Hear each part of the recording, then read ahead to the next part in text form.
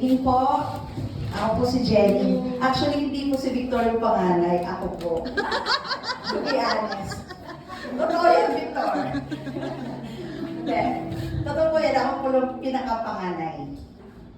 Si Jenny po. Nagpapasalamat po ako sa lahat ng pumunta sa mga ilang araw. Kung nandito po kami ng Wednesday, wala po kami nakita. So ngayon, nagpapasalamat po ako sa mga pumunta. Nagpapasalamat din po ako kay Tita Elsie kasi nilagaan si tatay. Kahit, alam niyo, sila po kasi magkasama na talaga. Kami po, ako po ay 5 years old pa lang, wala na si tatay sa amin. So, nagpapasalamat ako kay Tita Elsie kasi nilagaan.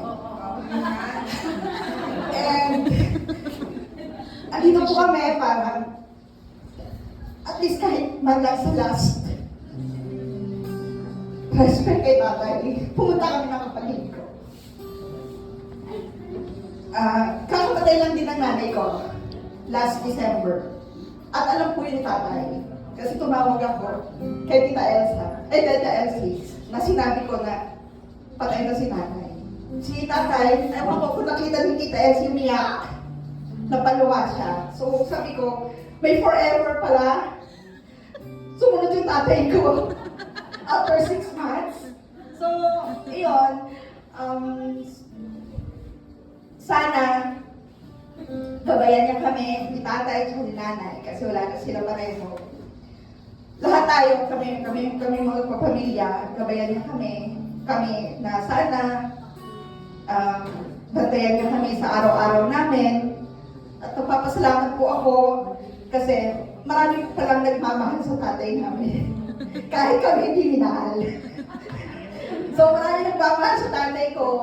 Okay lang po yun, naintindihan naman po namin yun. Kasi ganun po talaga. Actually, 3 po kami magkakapatid. Ako po yung panganay, sumunod yung sila Arnie, nandito rin po siya. Yung isa po namin na kapatid na bunso, patay na po yun. Na nakita rin po ng tatay ko kasi pumunta rin po siya nung lamay ng tatay ko. So, dalawa na lang po talaga kami, sa totoo. Dalawa na lang po kami. Pero at least hindi sila Tita Elsie, tsaka sila Pres. Sila na yung parang kasama namin as pamilya. And thank you, and naiyak ako kasi dapat hindi ako magsasalita. Kasi sabi ko hindi ako magsasalita, sabi ko kay Pres. Pero parang sabi ko, for last time, at least marinig ni tatay, na mahal namin siya. Kahit wala na siya, kahit wala siya sa buhay namin, mahal namin siya. Thank you so much po sa pagpunta niyo.